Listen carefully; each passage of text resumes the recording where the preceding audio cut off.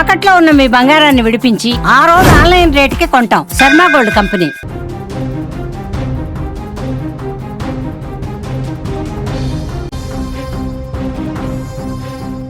ప్రస్తుతం ఒకవైపు భానుడి భగభగలు జనాన్ని ఉక్కిరిబిక్కిరి చేస్తుంటే మరోవైపు ఆకాశం నుంచి చల్లని కబురు అందుతోంది.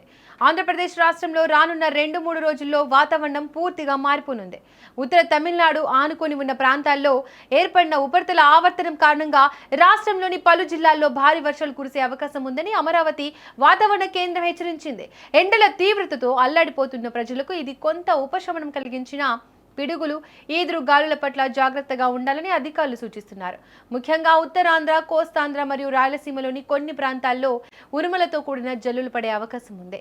ప్రస్తుతం రాష్ట్రంలో వింత పరిస్థితులు కనిపిస్తున్నాయి. ఉదయం 10 గంటలకే ఎండలు మండిపోతున్నాయి. కానీ సాయంత్రం అయ్యేసరికి ఆకాశం మేఘావృతమై జల్లులు కురుస్తున్నాయి. ఒడిశా, ఛత్తీస్గఢ్ ను ఆనుకొని కూడా వాతావరణ మార్పులు చోటు చేసుకుంటున్నాయి. దీని ప్రభావం ఏపీలో స్పష్టంగా కనిపిస్తోంది. ప్రస్తుతం సముద్ర మట్టానికి సుమారుగా 0.9 కిలోమీటర్ల ఎత్తులో ఈ ఉపరితల ఆవర్తనం కొనసాగుతోంది. దీనివల్ల నేటి రాత్రిలోపు రాష్ట్రంలోని 10 చోట్ల తేలికపాటి నుంచి మోస్తారు వర్షాలు కురుస్తాయని అధికారులు అంచనా వేస్తున్నారు. ఇక రేపు పిడుగులు పడే అవకాశం ఉందని, గాలి వేగం గంటకు 30 నుంచి 40 కిలోమీటర్ల వరకు ఉండవచ్చని చెబుతున్నారు.